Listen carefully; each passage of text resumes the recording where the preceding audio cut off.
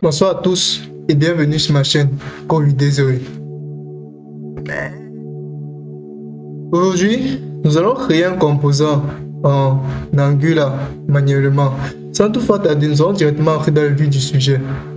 Nous voilà de retour sur notre projet et nous allons créer un composant que nous allons l'afficher.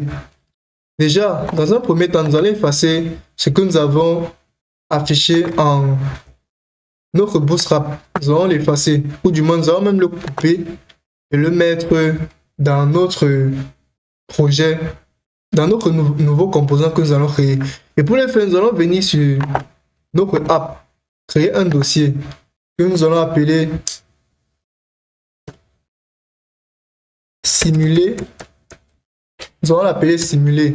À l'intérieur, il faut savoir qu'il prend un TS, un CSS et un HTML. Pour l'instant, nous allons laisser le CSS. Nous allons créer un simulé.component.html. Puis nous allons créer un simulé.component.ts. Après avoir fait cela, ce que nous allons maintenant faire, nous allons venir dans notre simulé ici. Et dans simulé, nous allons copier ce qui se trouve dans app component. Nous allons couper plutôt. Et venir mettre ça dans simulé ici. Nous allons coller.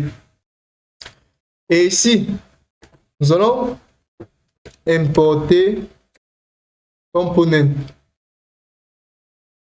Nous allons importer component.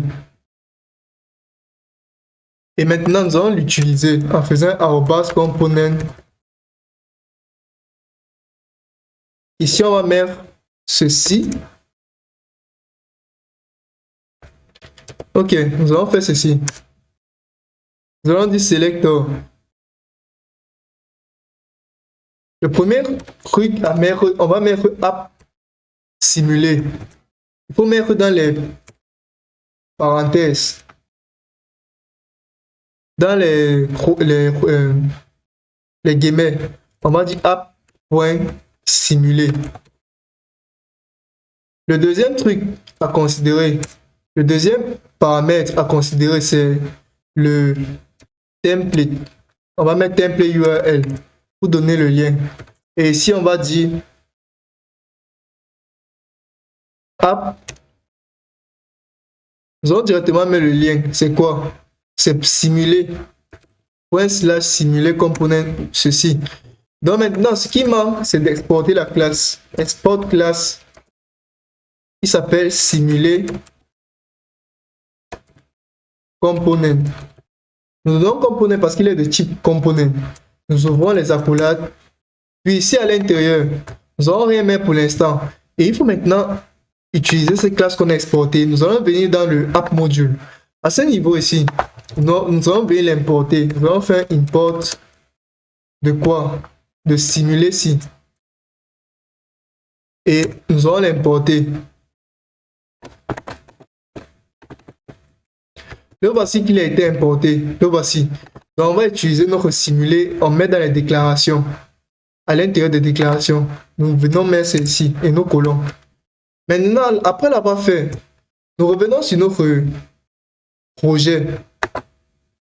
Il ne va pas être affiché parce que ici, nous devons l'ajouter. Nous devons ajouter notre app.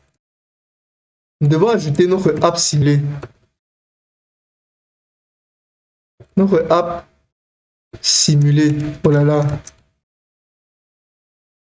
Pour ajouter notre app simulée, nous devons venir copier le même truc que nous avons mis ici. App simulée. Nous venons ici et nous mettons cela à l'intérieur. Puis, nous faisons ceci. Nous revenons sur notre navigateur, on actualise. Vous voyez en fait qu'on a le même résultat. On a le même résultat qui s'affiche. Tout simplement parce que on a créé notre composant et ce composant, on a ajouté à notre point d'entrée, notre app qui est notre point d'entrée. Donc du coup, on peut observer les informations. Maintenant, ce que nous allons faire une petite interpolation. Donc, ce que nous allons faire, nous allons venir ici. À l'intérieur, nous allons déclarer un const. Pourquoi faire un const? Nous allons dire élément du type string qui sera égal à je débute le framework Angular. Ok. Maintenant, nous allons utiliser cette variable que nous avons déclarée. Et nous allons venir mettre celle-ci. Nous allons créer un P. Nous allons venir mettre celle-ci. Nous allons coller celle-ci. Ok. Nous revenons sur notre navigateur. Il s'actualise et nous pouvons voir notre texte qui est affiché. C'était tout pour cette notion. S'il te plaît, n'oublie pas de t'abonner, de liker et de partager.